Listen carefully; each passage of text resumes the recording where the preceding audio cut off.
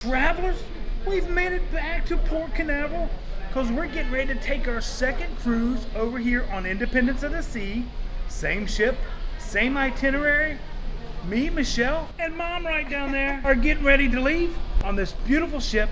So come along and let's see what else we can explore on the Independence of the Sea by Royal Caribbean. We actually booked the cheapest cabin we could get, so maybe you'd want to in the future to see if it's worth it to cruise on Royal Caribbean's Independence of the Sea. So we shall see. Never been in this type of cabin, so fingers crossed it'll be a great 4 days. It's a video. I don't know why you guys are... I don't know. Oh, I thought you I said was like taking a picture.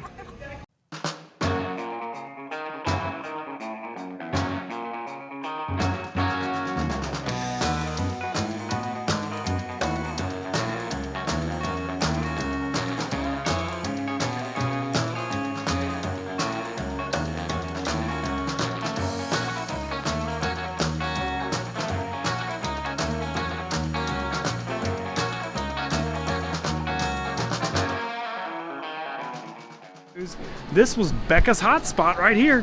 Hello travelers, this is Michelle. So for this cruise, we're going to do things a little bit differently. Since you've already had tours of the ship and there's lots of videos out there showing every inch of Independence of the Seas, we thought we would share with you the new tips that we learned on this sailing. So if any of our traveler family are contemplating a cruise vacation, and we know you are, hopefully these tips that we learned will help you have the best cruise ever. For our new travelers, this is our third cruise in the past 4 months. Our first cruise was on Disney Dream, and our second and third was on Royal Caribbean Independence of the Seas. So let's dive right in, and here are our tips to get the most out of your next Royal Caribbean cruise. So the first thing you have to consider is cost. The most expensive cruise we took was the Disney Dream, and we had a veranda. The second was our second sailing on Royal Caribbean, and we had an Oceanview Porthole.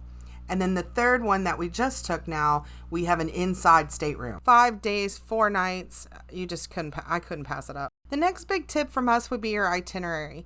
We thought these two cruises were identical. They both went to Nassau, Coco Cay, and you had a day at sea.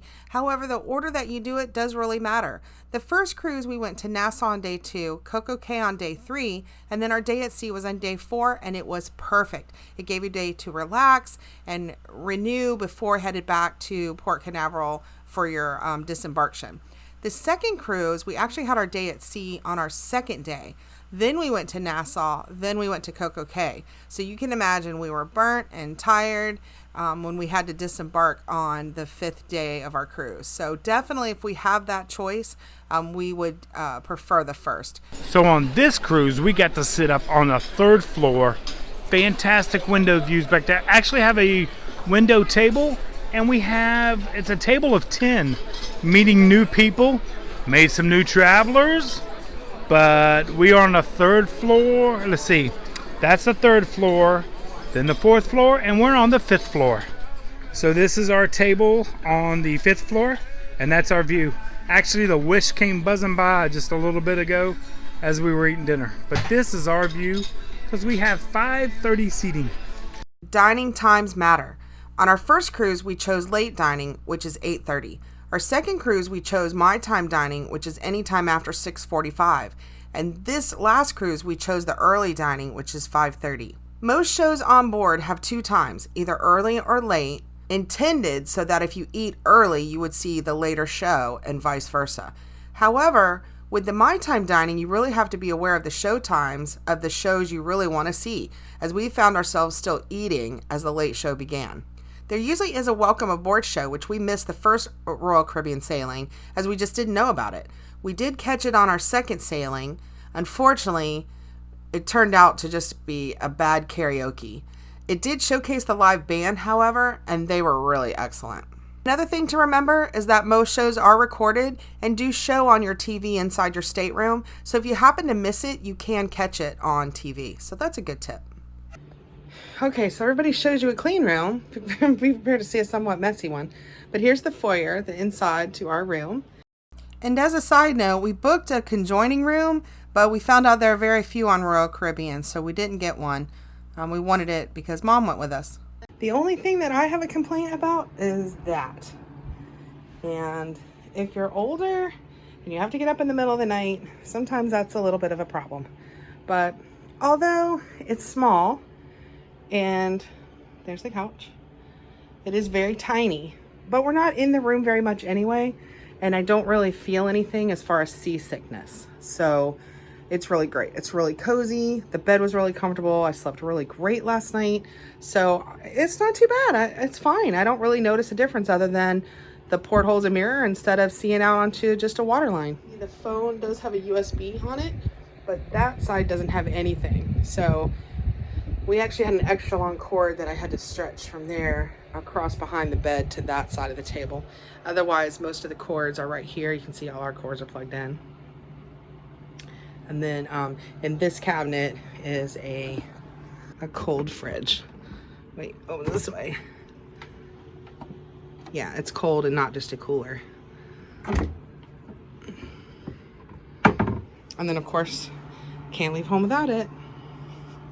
Also, I think that the smart thing is we took our table that would be normally here. It's like a glass top oval, and we actually put it in the closet just to give us a little bit of extra walk room. So that worked out really well.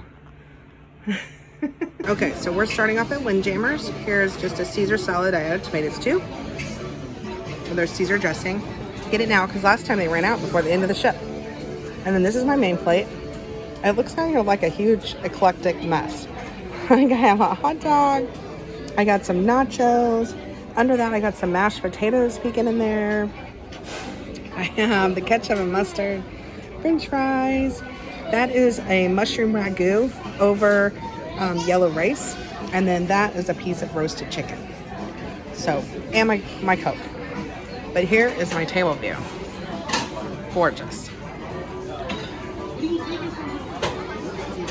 Our cups this time, totally different. These have like a little spout. Okay, so here's Todd's plates. Obviously, it comes back with dessert. He must have liked those. So, orange something, creamsicles maybe? That has to be bread pudding.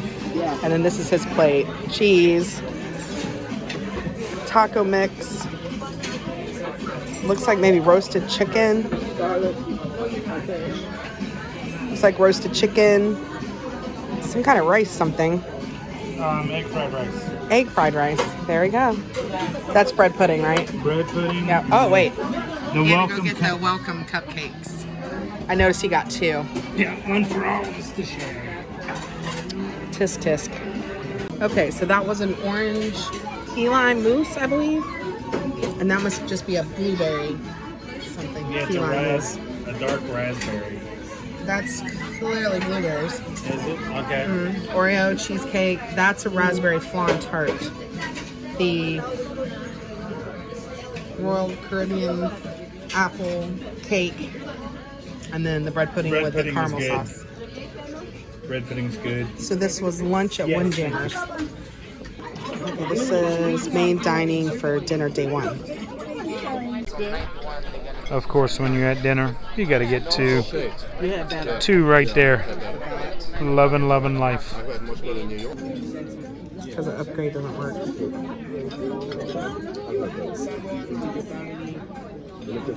Alright, so New York strip, medium, with a baked potato. This is the prime rib with tater tots. Never seen tater tots with prime rib, but we're going to give it a try. This might be the tiniest dessert I've ever had, but it's a warm hazelnut chocolate cake. So travelers, we hope we've given you some tips to use for your Royal Caribbean cruise, or any cruise for that matter. Join us next time when we look at the activities on board. Todd got to interview the cruise director. He was hilarious. Ricky did a great job on our cruise, and we can't wait to see him again. So past Michelle is going to enjoy this lemon meringue pie, while I ask you to always remember, travel and adventure is out there.